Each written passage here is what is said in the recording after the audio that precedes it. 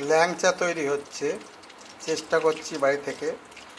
এটা তেল গরম হচ্ছে আর ল্যাংচাগুলো সাইজ করে কাটা আছে। কম ফ্লেমে দেওয়া হয়েছে ভাজা হওয়ার জন্য। কম ফ্লেমে ভাজা হচ্ছে, নাহলে ভেতর পর্যন্ত ভাজা হবে না। আস্তে আস্তে লাল হচ্ছে।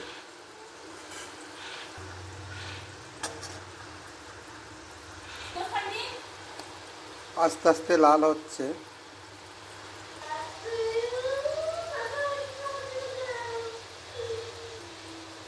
প্রায় ভাজা হয়ে এসেছে।